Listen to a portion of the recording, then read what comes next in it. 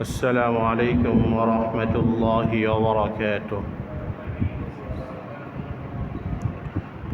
الحمد لله نحمده ونستعينه ونستغفره ونعوذ بالله من شرور أنفسنا ومن سيئات أعمالنا. من يهده الله فلا مضل له ومن يضلله فلا هادي له. ونشهد أن لا إله إلا الله وحده لا شريك له. ونشهد أن سيدنا وسندنا ومولانا محمدا عبده ورسوله صلى الله تعالى عليه وعلى آله وأصحابه وبارك وسلم تسليما كثيرا. أما بعد فأعوذ بالله من الشيطان الرجيم. بسم الله الرحمن الرحيم. ألم تر إلى الذين خرجوا من ديارهم وهم ألوف حذر الموت فقال لهم الله موتوا ثم أحياهم إن الله لذو فضل على الناس ولكن أكثر الناس لا يشكرون. وقاتلوا في سبيل الله واعلموا أن الله سميع عليم. من ذا الذي يقرض الله قرضا حسنا فيضاعفه له أضعافا كثيرة والله يقبض ويبسط وإليه ترجعون. بارك الله لنا ولكم في القرآن العظيم ونفعنا وإياكم بالآيات والذكر الحكيم. دوشري اللهم صل على محمد وعلى آل محمد كما صليت على إبراهيم وعلى آل إبراهيم إنك حميد مجيد. اللهم بارك على محمد وعلى آل محمد كما باركت على إبراهيم وعلى آل إبراهيم إنك حميد مجيد. আজকে জুমা পূর্ব বয়ানের মজলিসে সমবেত মুসল্লিয়ান কিরাম, আল্লাহ রাব্বুল আলামিনের আলী শান দরবারে অসংখ্য শুকরিয়া জ্ঞাপন করছি, যিনি আমাদেরকে জুমার নামাজ আদায় করার জন্য আল্লাহর ঘর মসজিদে আসার তৌফিক দান করেছেন। এই জন্য অন্তরের অন্তঃস্থল থেকে একবার কালিমাতু শুকর আদায় করি, আলহামদুলিল্লাহ। মানুষের জীবনের সবচেয়ে বাস্তব পর্বটা হলো মৃত্যু। মৃত্যুর চেয়ে বাস্তব কোনো পর্ব নেই। দুনিয়াতে মানুষের সম্মান হবে কি হবে না,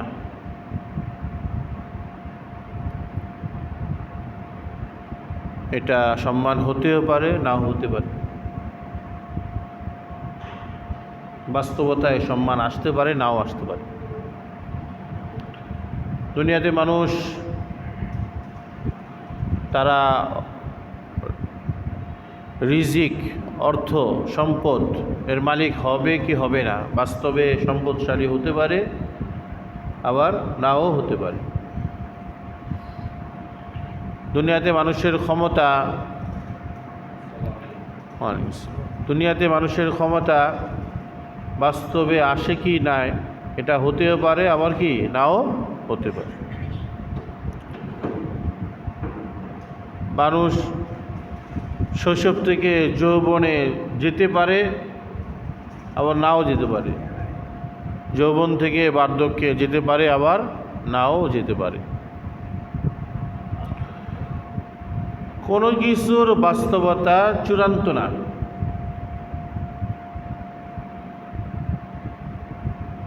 কোনো কিছুর বাস্তবতা দ্বার্থহীন না, কার্যকর না, হতে পারে নাও হতে পারে।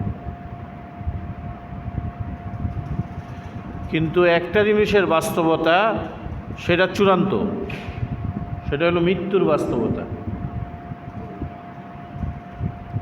মৃত্যুর বাস্তবতা যে চূড়ান্ত, এই বিষয়টায় পৃথিবীতে কোনো মানুষের দ্বিমত নাই। দুনিয়াতে মানুষ বিভিন্ন বিষয়ে দ্বিমত করে, তিন মত করে, 4টা মত করে, 5টা মত করে। দুনিয়াতে মানুষের মতের কোনো শেষ নেই, সব জিনিস নিয়ে তাদের বিভিন্নতা থাকে। কিন্তু একটা বিষয়ে সমস্ত মানুষ এই ব্যাপারে একমত, যে দুনিয়াতে আসলে এখান থেকে যেতে হবে।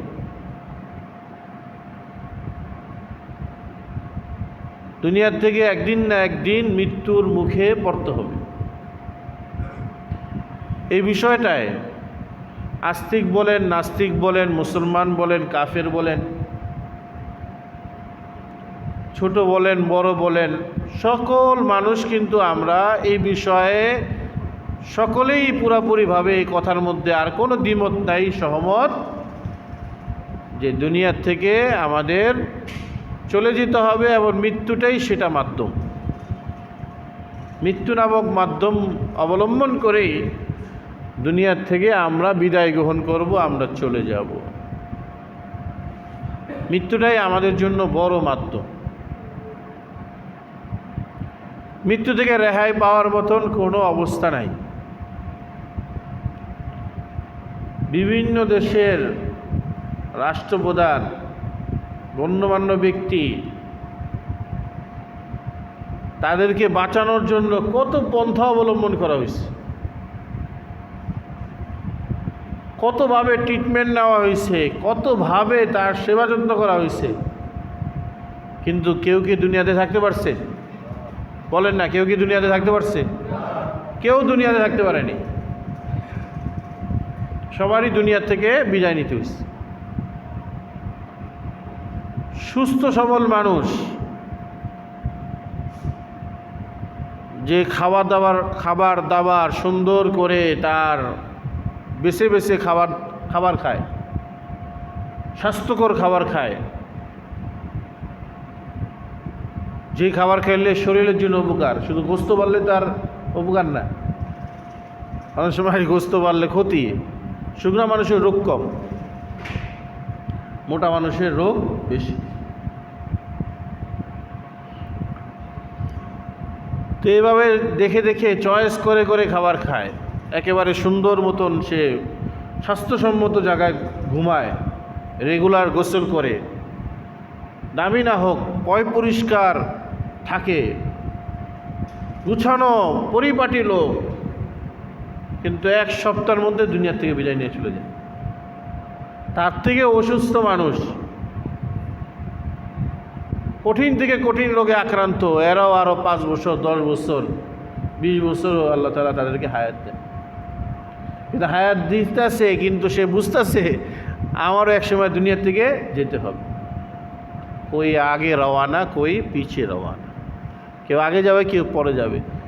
দুনিয়ার এই জগৎ সংসার ছেড়ে আমাদের সবারই যেতে হবে। গরিব মানুষও দুনিয়ার থেকে বিদায় নেয়, ধনী মানুষও দুনিয়ার থেকে বিদায় নেয়, রাজাও প্রজাও,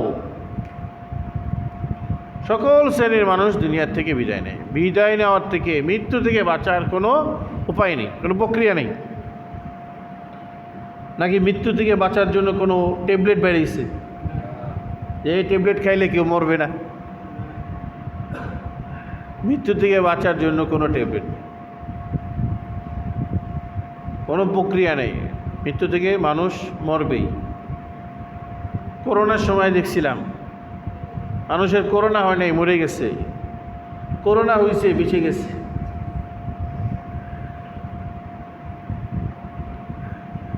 করোনার সময় দেখছি হসপিটালে রোগী ঢুকছে, অপারেশনের থিয়েটারের ভিতরে ঢুকাইছে মাত্র, ডাক্তার চিকিৎসা করবে, অপারেশন করবে, কিছুক্ষণ পরে লাশ বেরিয়েছে। এখন রোগীর যারা স্বজনরা, এরা তো কান্নাকাটি শুরু করছে, যে মাত্র ঢুকাইলাম, অপারেশন করার সময় মারা গেছে। কিন্তু কাপড় উঠে দেখে যে যে লাশটা রাখা হয়েছে এই লাশটা রুগীর না, বরং যে চিকিৎসক চিকিৎসা করতেছিল, চিকিৎসা করার সময় সে স্ট্রোক করে মারা গেছে, তার লাশটা বেরিয়েছে। এমন হয় কি হয় না? এরকম হয়। মৃত্যুটা বড় অদ্ভুত, কার আগে আসে কার পরে আসে বলা যায় না। ঘরের ভিতরে আছে মারা গেছে, রাস্তার ভিতরে অ্যাক্সিডেন্ট হয়েছে, মরে নেই, কিচ্ছু হয় নাই। সুন্দরবনে গেছে মধু আহরণ করতে, হামলা দিছে বাঘের লড়াই করে চলে আসে, কিছু করতে পারেনি। আমি তো মোবাইলে বেশিরভাগই তো এইগুলো দেখি, পশু পাখি এগুলো দেখি। একটা চ্যানেল আছে না, national geography channel, Urdu version যেটা, এটা দেখি। আল্লাহ পাকের কুদরত বিশাল। আমাদের মুর্শিদ কুতুবে আলম আল্লামা শাহ আহমদ শফি রহমতুল্লাহ আলাইহি আমাদেরকে বলতেন আল্লাহকে পাওয়ার জন্য তিনটা মাধ্যম, এর মধ্যে একটা মাধ্যম হলো আত্তাফাক্কুর ফি খালকিল্লাহ, আল্লাহর কুদরত নিয়ে চিন্তা করা। এই পশু পাখি বিভিন্ন জিনিস নিয়ে চিন্তা করলে দেখা যায়, একটা প্রাণী জগৎ নিয়ে চিন্তা করলে দেখা যায় আল্লাহ তাআলার পরিচয় পাওয়া যায়, আল্লাহ তাআলার সাথে সম্পর্ক জুড়ে। তো মৃত্যুটা এমন যে এখান থেকে বাঁচার কোনো উপায় নেই। একজন নবী ছিলেন, নাম হলেন হিজকিল। কি নবী? নবীর নাম ছিল হিজকিল নবী। হিজকিল নবীর নাম, অদ্ভুত নাম, হযরত হিজকিল আলাইহিস সালাতু ওয়াস সালাম। দুনিয়াতে যে কত নবী রাসূল গেছেন এটা তো কোনো হিসাব নাই। এর আগেও একদিন বলেছিলাম 1,24,000 পয়গম্বর, 2,24,000 পয়গম্বর, এই বক্তব্যটা ভুল। এর আগে একদিন বলছিলাম 1,24,000 পয়গম্বর এভাবে বলাও ভুল, 2,24,000 পয়গম্বর এভাবে বলাও ভুল।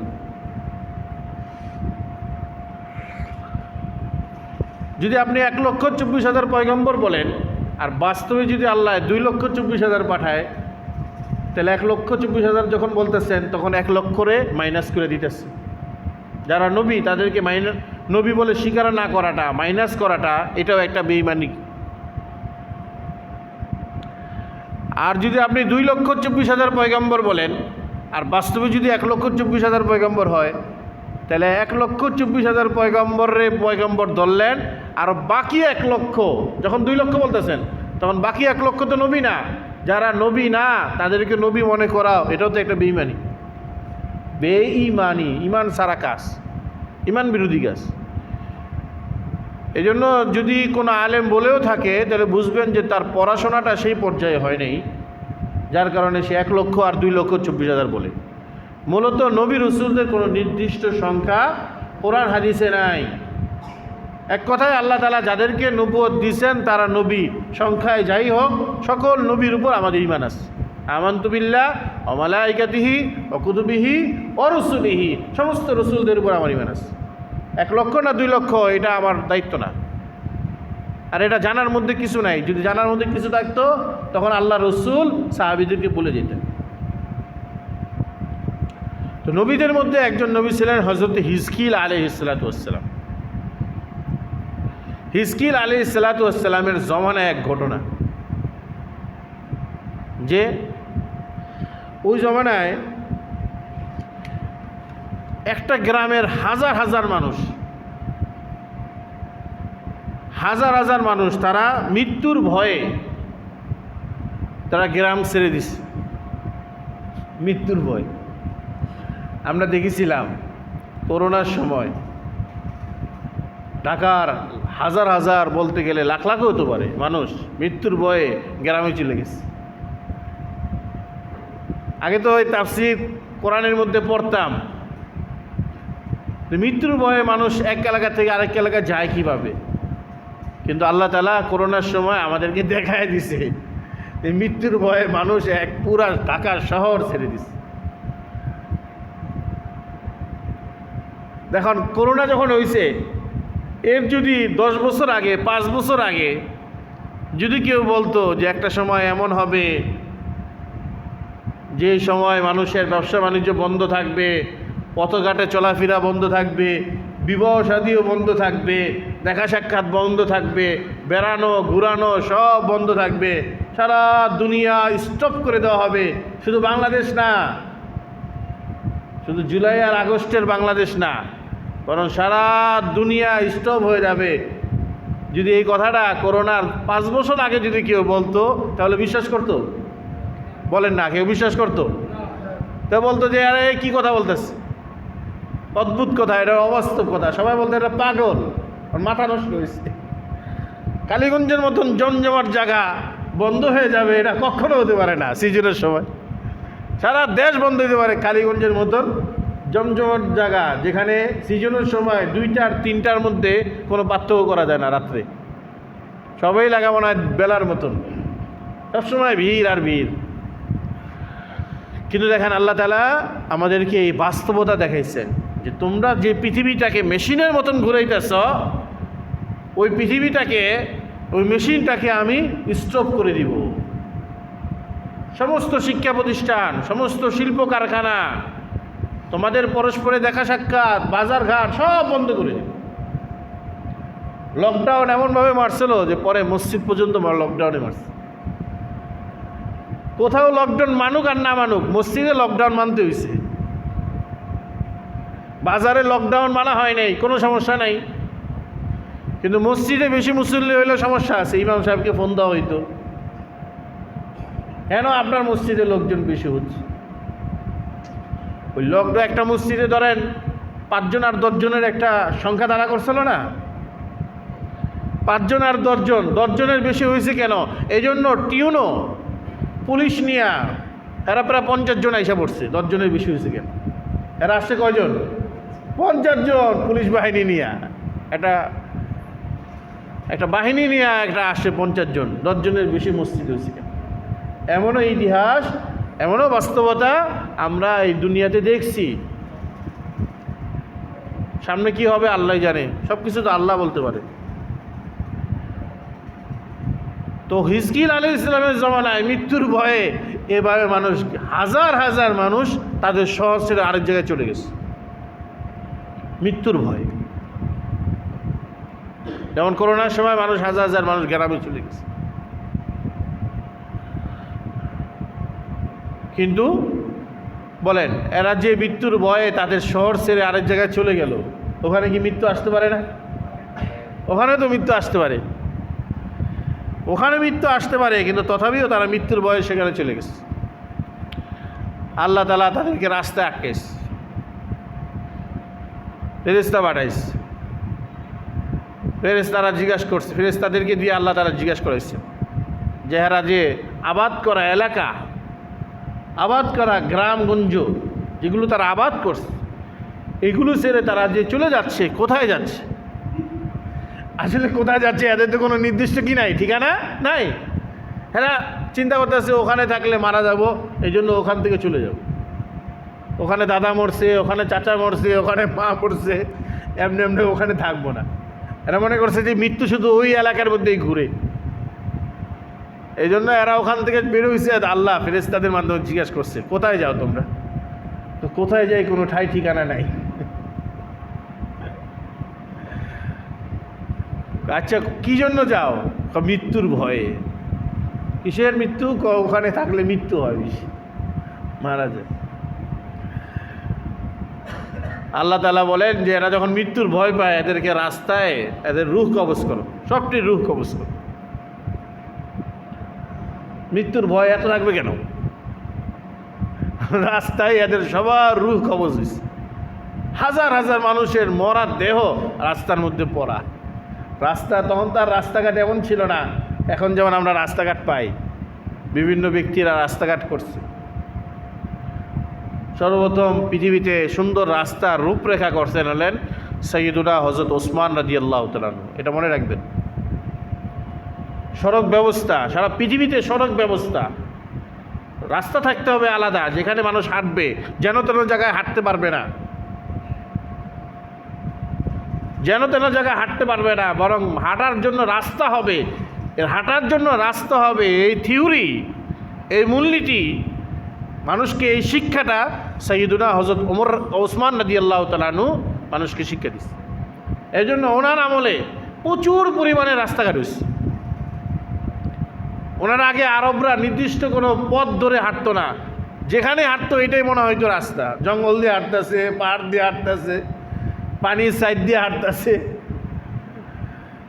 কিন্তু হযরত ওসমান রাদিয়াল্লাহু তাআলা বলছেন, না, মানুষ তো এইভাবে না, সুন্দর করে হাঁটো, এইভাবে রাস্তাঘাট করছে। ওনার এই থিওরির উপরে ভিত্তি করে পরবর্তীতে ইউরোপিয়ানরা তারা তাদের এলাকাগুলোতে রাস্তার সিস্টেম করছে, রাস্তা ছাড়া অন্যদিকে হাঁটা যাবে না। তারা এখান থেকেই নিছে, হযরত ওসমানের এই থিওরি থেকেই নিছে।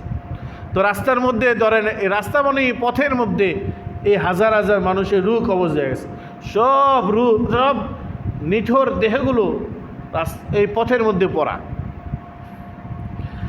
হযরত হিজকিল আলাইহিস সালাম তিনি তো আর জানেন না যে এই ঘটনা হয়েছে।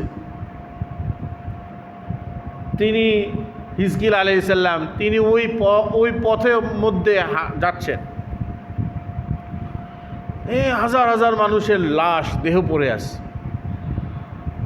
আল্লাহর কাছে বলছেন, আল্লাহ এটা কী ব্যাপার, এত মরদেহ, এখানে তো কোনো জালেম বাদশা আসে নাই যে একসাথে এতগুলো ফায়ার করে মেরে ফেলবে, এত মরদেহ, কারণ কি? আল্লাহ তাআলা বলেন যে তুমি কি চাও? আমি চাই হলো এদের সবাই আপনি জীবিত করেন, কারণ জীবিত মানুষকে মারার ক্ষমতাও আপনার, আর ইচ্ছা করলে মৃত মানুষকে জীবিত করার ক্ষমতাও আপনার আছে। হিজকিল আলাইহিস সালাম দোয়া করছেন, সব জীবিত হয়ে গেছে। এখন জীবিত হওয়ার পরে তাদেরকে জিজ্ঞাসা করছে, তোমরা একসাথে এভাবে মরলা কিভাবে? হাজার হাজার মানুষ, তো এদেরকে জিজ্ঞাসা করছে হিজকিল আলাইহিস সালাম, তোমরা একসাথে এভাবে মরলা কিভাবে? কিসের কারণে তোমরা এখানে মরছে? এখানে মরণটা এত একসাথে সবার, এক আজরাইল এতজন মানুষের রূহ কবজ করলো কিভাবে? এখানে একটা মাসলা মাঝখানে বলে নিই, আপনাদেরকে একটা বিষয় বলি। আজরাইল আলাইহিস সালাম হলেন মালাকুল মউত, তাই না? মৃত্যুর ফেরেশতা, আমরা সবাই জানি। এখন কোনো জায়গায় যদি অনেক মানুষ একসাথে মারা যায়, তখন একটা প্রশ্ন হয় যে এক আজরাইল এতজন মানুষ মারল কীভাবে? আসলে শুধু আজরাইল আলাইহিস সালামই মৃত্যুর ফেরেশতা শুধু এমন না কথাটা, উনি হলেন মালাকুল মউত, মৃত্যুর ফেরেশতাদের মধ্যে উনি হলেন প্রধান। এই ডিপার্টমেন্ট, এই মন্ত্রণালয় হলো তার, এই ডিপার্টমেন্ট, এই মন্ত্রণালয় তার।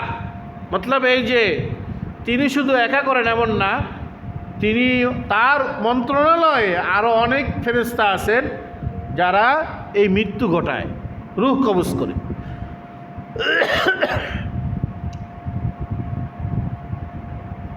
তো এক এক সময় এক এক ফেরেশতাকে এক এক জায়গায় আল্লাহ তাআলা কাজে লাগান। তবে এই মৃত্যুজনিত বিষয়ের এই মন্ত্রণালয়ের পুরার দায়িত্ব হযরতে আজরাইল আলাইহিস সালাতু ওয়াস সালামের। আর ওহী, নবীদের কাছে ওহী পাঠানো, নবুয়ত আর রিসালাতের চালাচালি করা, আদান প্রদান করা, এইটার মূল দায়িত্ব হলেন হযরতে জিবরিল আলাইহিস সালাতু ওয়াস সালাম। কিন্তু জিবরিল আলাইহিস সালাম ছাড়াও ওহী আসে, যেমন বুখারী শরীফে আছে, আহইয়ানান ইয়াতি মিসলা সলসলাতিল জারাস, কখনো কখনো আমার কাছে ওহী আসছে ঘন্টির টুনটুন কুনটুনটুন শব্দের মতন ওহী আমার কানে আসে। কোনো ফেরেশতা নাই, এই টুনটুন শব্দটাই ওহী। ওয়া আহইয়ানান ইয়াতামাসসালু লিয়াল মালাকু রাজুলান, কখনো কখনো আমার কাছে ওহী আসছে মানুষের রূপে, ফেরেশতা আসছে। কোন মানুষের রূপে? নবীজির একজন সাহাবী ছিলেন হযরত দিহইয়ায়ে কালবি। এই দিহইয়াতুল কালবি, দিহইয়ায়ে কালবির রূপে ফেরেশতা আয়েশা নবীজির কাছে ওহী দিয়ে গেছে।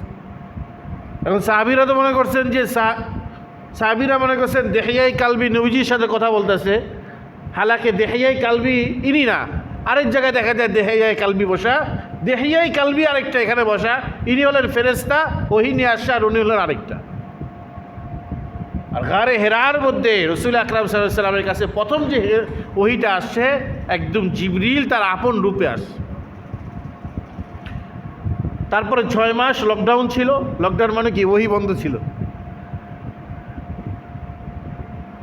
6 মাস ওহী বন্ধ ছিল। 6 মাস পরে আবার জিবরিল আসছে মক্কার মধ্যে। নবীজি হাঁটতেছেন, ফারাফাতু ইলাইহি আওয়াজ শুনছেন, উপরে লাগাইছেন, দেখছেন যে ওই ফেরেশতা যে গারে হেরা দেখা হয়েছে 6 মাস আগে, ওই ফেরেশতা আসমান আর জমিনের মাঝে একটা কুরসি, একটা চেয়ার, ওই চেয়ারের মধ্যে বসা। সুবহানাল্লাহ। তাহলে এই দুই অবস্থায় জিবরিল আলাইহিস সালামকে আপন সুরতে দিয়েছে। কথাটা আমি অন্যদিকে চলে গেলাম যে ওহীটা শুধু জিবরিল নিয়ে আসে এমন না, অনেক সময় ওহীটা বিভিন্নভাবেও আসে। ওহীর জন্য ছোট ছোট বিভিন্ন ফেরেশতাদেরকে আল্লাহ তাআলা দায়িত্ব দিয়েছে, বিভিন্ন উপায়ে ওহী হয়। যেমন মৃত্যুটা শুধু হযরত আজরাইল নিয়ে আসে এমন না, বরং আজরাইল আলাইহিস সালাম ছাড়াও আরও অনেকেই মৃত্যুর কার্যক্রম করে, কিন্তু এটার মূল দায়িত্ব হযরত আজরাইল আলাইহিস সালাম।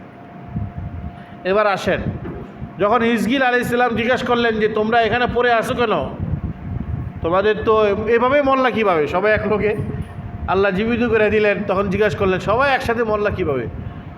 আমরা মরণের ভয়েই এখানে আসছি, এটা আমাদের ঠিকানা না।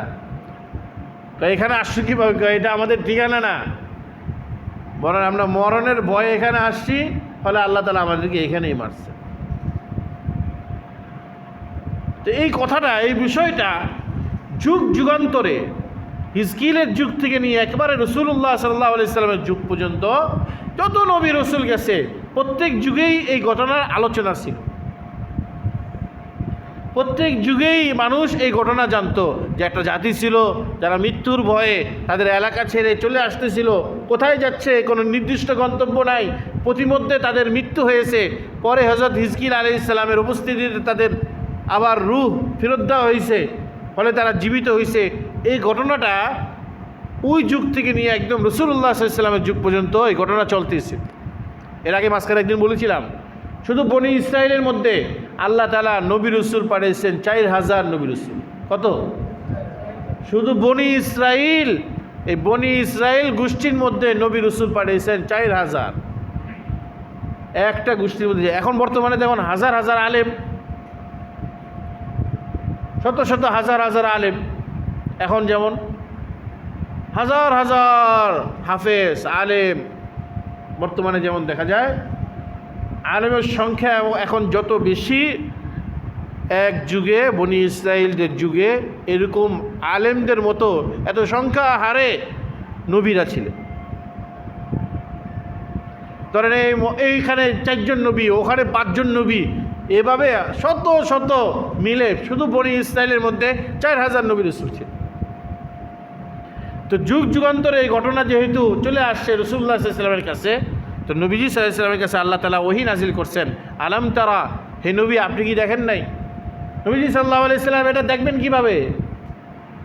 এটা তো নতুন ঘটনা না, এটা তো পুরাতন ঘটনা, নবীজির যুগের ঘটনা না, বরং এই যে ঘটনাটা এটা তো বনি ইসরায়েলের যুগে হযরত হিজকিলের জমানায়। কিন্তু তারপর আল্লাহ তাআলা নবীকে বললেন আপনি কি দেখেন নাই? দেখেন নাই মানে কি? মানে এটা এত বেশি প্রচারিত এবং প্রসারিত লোকমুখে, এত বেশি যে এটা আপনার দেখার মতন একটা বিষয় হয়ে দাঁড়াইছে যদি আপনি দেখেন নাই। ইলাল্লাযীনা খারাজু মিন দিয়ারিহিম, ওই সকল লোকেরা যারা নাকি বের হয়েছে তাদের ঘর থেকে, ওহম উলুফুন, তারা ছিল হাজার হাজার, সংখ্যায় হাজার হাজার, সংখ্যায় হাজার হাজার, তারা তাদের ঘর থেকে বের হয়ে গেছে। কেন? হাদারাল মউত, মৃত্যুর ভয়ে, মৌতের ভয়ে। ফাকাল লাহুমুল্লাহু মুতু, আল্লাহ তাআলা পথেই তাদেরকে বললেন মুতু, তোমরা মরে যাও। যে মৃত্যুর ভয়ে তোমরা দেশ ছেড়ে চলে আসতেছ, বসত বিটা ছেড়ে চলে আসতেছ, এখন তোমরা মুতু, তোমরা এখানেই মরো, যাও। যেটার ভয়ে তোমরা চলে যাচ্ছ সেটাই তোমাদেরকে এখন ধরবে। তুম্মা আহিয়াহুম, কোরআন তো শর্টকাট কথা বলে, অত বিস্তারিত বলে না। যেটা আমি বিস্তারিত বললাম এটা শর্টকাট। সুম্মা আহিয়াহুম, এরপর আল্লাহ তাআলা তাদেরকে আবার জীবিত করলেন। পরে ইন্নাল্লাহা লাযু ফাদলিন আলান নাস, নিশ্চয় আল্লাহ তাআলা বড় অনুগ্রহকারী আলান নাস, এই মানুষদের উপর। মৃত্যু থেকে বাঁচার জন্য তাদের প্রাণপণ চেষ্টা ছিল, পরে মৃত্যুই আসলো, এরপর আল্লাহ তাআলা আবার তাদেরকে জীবিতও করলেন। ওই সকল মানুষকে এখন জীবিত আসেনি, তারা তো একসময় জীবিত করছেন আল্লাহ, এরপরে তাদেরকে আবার মৃত্যু দিচ্ছে। ওয়ালাকিন্না আকসারান নাস লা ইয়াশকুরুন, কিন্তু অধিকাংশ মানুষ লা ইয়াশকুরুন, শুকরিয়া আদায় করে না, কৃতজ্ঞতা করে না। দেখেন কত বড় উপকার আল্লাহ করছেন, যে তাদেরকে মরে গেছে, মৃত্যু থেকে বাঁচাইছে এমন না, মরে গেছে, এরপর তাদেরকে আল্লাহ তাআলা আবার তাদেরকে জীবিত করছেন। কিন্তু জীবিত হওয়ার পরে যে আবার আল্লাহমুখী হয়েছেন এমন না। ওয়ালাকিন্না আকসারান নাস লা ইয়াশকুরুন, অধিকাংশ মানুষ আল্লাহর কৃতজ্ঞ হয়নি। ওয়াকাতিলু ফি সাবিলিল্লাহ, আল্লাহ বলেন মৃত্যু যখন আসবেই তোমরা একটা কাজ করো, মৃত্যুরা বরণ করো। কাতিলু ফি সাবিলিল্লাহ, আল্লাহর রাস্তায় কিতাল করে, লড়াই করে, আল্লাহর রাস্তায় লড়াই করে তোমরা কিতাল করো। কিতাল মানে সশস্ত্র লড়াই, শারীরিক লড়াই, রণাঙ্গনের লড়াই, এটার নাম হলো কিতাল। জিহাদ, কিতালটা জিহাদের একটা অংশ। জিহাদের চূড়ান্ত পর্যায় হলো কিতাল, লড়াই। জিহাদের চূড়ান্ত পর্যায় হলো কিতাল, লড়াই। আল্লাহ তাআলা এখানে বলেন নাই যে তোমরা আল্লাহর রাস্তায় জিহাদ করো, বরং আল্লাহ বলছেন তোমরা আল্লাহর রাস্তায় কিতাল করো। কিতাল মানে কি? ওই আফগানিরা যেটা করছে, ইরাকিরা যেটা করছে, ফিলিস্তিনিরা যেটা করতেছে, এটার নাম হলো কিতাল। কাতিলু ফি সাবিলিল্লাহ, আল্লাহর রাস্তায় কিতাল করো, আল্লাহর রাস্তায় কিতাল। এটার কোনো এদিক ওদিক ব্যাখ্যা দ্বারা করে এই কিতালের কোনো মর্ম পরিবর্তন করা যাবে না, বিভ্রান্ত সৃষ্টি করা যাবে না, যে রাজনীতির ভোটাভুটি এটা একটা জিহাদ, এরকম ব্যাখ্যা ইসলাম গ্রহণ করে না। মিটিং মিছিল এটা একটা জিহাদ, এটা একটা কিতাল, ওটা ভিন্ন বিষয়। মিটিং মিছিল এটা ভিন্ন বিষয়, রাজনৈতিক বিষয় এটা ভিন্ন বিষয়। কিন্তু কাফেরের মোকাবেলায় জিহাদ বলতে যেটা বোঝায় সেটার নাম হলো কিতাল। কাফেরের মোকাবেলায়, মুসলমানের মোকাবেলা না, কাফেরের মোকাবেলা যেটা হয় সেটার নাম কিতাল। আর সেটা ফিলিস্তিনিরা করতেছে, আফগানিরা করে দেখাইছে। দীর্ঘ 20 বছর আফগানিরা করছে। বর্তমান দুনিয়ার সবচেয়ে বড় সুপার পাওয়ার আমেরিকা 20 বছর পর আফগানিদের কাছে পরাজিত হয়ে চলে গেছে। আলহামদুলিল্লাহ, তারা কিতালে অভ্যস্ত। তারা আমাদের মতন এই মন করা এটা ওটার ব্যাখ্যায় অভ্যস্ত না, তারা ডাইরেক্ট কিতালে অভ্যস্ত। ও আলামু, তোমরা জেনে রাখো, আন্নাল্লাহ সামিউন আলিম, আল্লাহ তাআলা সব শুনেন, সব জানেন। তোমাদের ইসলামের রূপরেখা ব্যাখ্যা তোমরা কি করতেছো, আল্লাহ তাআলা সব শুনেন, সব জানেন। আল্লাহর বিধান কি, তোমরা কি বলো। মান যাল্লাযী ইউকরিদুল্লাহ কারদান হাসানা ফায়ুযাইফাহু লাহু আযাফান কাসীরা। জিহাদ করার জন্য দুইটা জিনিস লাগে, কিতাল করার জন্য দুইটা জিনিস লাগে। 1 নম্বর ইজতিমাইয়াত, সংঘবদ্ধতা। আমাদের দেশের মানুষ তো ইজতিমাইয়াত না, সংঘবদ্ধ না। আফগানিরা তারা ইজতিমাইয়াত ছিল, সংঘবদ্ধ ছিল। পুরো আফগানের বিভিন্ন মতাদর্শ আছে, থাকতে পারে বিভিন্ন ভাষা, আফগান, পশতুন বিভিন্ন ভাষা আছে, উর্দু, ফার্সি বিভিন্ন ভাষায় প্রচলিত আফগানে। কিন্তু জিহাদের জন্য তাদের মধ্যে ইজতিমাইয়াত আছে, সংঘবদ্ধতা আছে। এটা হলো 1 নম্বর, সংঘবদ্ধ থাকতে হবে। বাংলাদেশের মানুষ সংঘবদ্ধ না, বাংলাদেশের মানুষ ব্যক্তি অনুসারী। এই অমুক ব্যক্তির অনুসারী, অমুক ব্যক্তি বের হলে এরা বের হবে, আর অমুক ব্যক্তির অনুসারী, অমুক ব্যক্তি বের হলে অমুকে বের হবে। আমি যে কথাটা বলতেছি এটা কি গলত বলতেছি না সঠিক বলতেছি? অমুকে না বেরোইলে অন্য কেউ বেরোবে না, অমুকের বেরোলে অমুকের অনুসারীরা বের হবে, সংঘবদ্ধ না। আমাদের দেশের মানুষ ইজতিমাইয়্যাত নাই, সংঘবদ্ধ নেই। দ্বিতীয় নম্বর, কিতাল এবং জিহাদ করার জন্য যেটা লাগে সেটা হলো ইমারত লাগে। ইমারত মানে একক নেতৃত্ব লাগবে, একক নেতৃত্ব। আমাদের দেশে যে সাংগঠনিক সিস্টেম, এটা তো একক নেতৃত্ব না। সংগঠনে কাউন্সিল হয়, এরপরে সবাই মিলে বসে একজনের নেতৃত্ব দেয়। উনি আবার রূপরেখাও নাকি দেওয়া হয়েছে, রূপরেখা অনুযায়ী উনি চলবে। এটার উল্টাপাল্টা হলে ওনাকে সকস করে আরেকজনকে বসানো হবে। এটা সাংগঠনিক সিস্টেমের নেতৃত্ব। কিন্তু আফগানিস্তানে পুরা আফগানিরা একক নেতৃত্বে চলে আসছে। সে ব্যক্তির নাম কি? আমিরুল মুজাহিদিন মোল্লা মোহাম্মদ ওমর রহমতুল্লাহ আলাইহি। আমিরুল মুজাহিদিন মোল্লা মোহাম্মদ ওমর কাবুলের একটা মাদ্রাসায় শিক্ষকতা করতেন। পুরো আফগানিরা দেখছে যে এর মাধ্যমে কাজ হবে, সংঘবদ্ধ হয়েছে। সোভিয়েত রাশিয়ার বিরুদ্ধে তারা নামছে। সোভিয়েত রাশিয়া খান খান করে দিছে। এরপর আবার হামলা হয়েছে। টুইন টাওয়ারে হামলাকে কেন্দ্র করে আমিরুল মুজাহিদিন শেখ ওসামা বিন লাদেন রহিমাহুল্লাহ, তাকে কেন্দ্র করে আবার হামলা হয়েছে আফগানে। ওখানে শহীদ হয়েছেন মোল্লা ওমর রহমতুল্লাহ আলাইহি। কিন্তু তারপরও দেখেন সংঘবদ্ধ আফগানিদের মধ্যে পরবর্তীতে আবার একটা ইমারত তৈরি হয়েছে, আবার একটা নেতৃত্ব তৈরি হয়েছে। ওই নেতৃত্বে লড়াই করতে করতে 20 বছর পর আমেরিকা আফগানিদের কাছে মুচলিকা দিয়ে চলে গেছে। এখন আমেরিকা আর আসে না। মাঝে মাঝে আমেরিকার পাঁচাটা পাকিস্তান, ওই পাকিস্তানের কাছে মাঝে মাঝে আমেরিকা বলে একটু খোঁচা দাও, নিজে তো আসতে পারে না।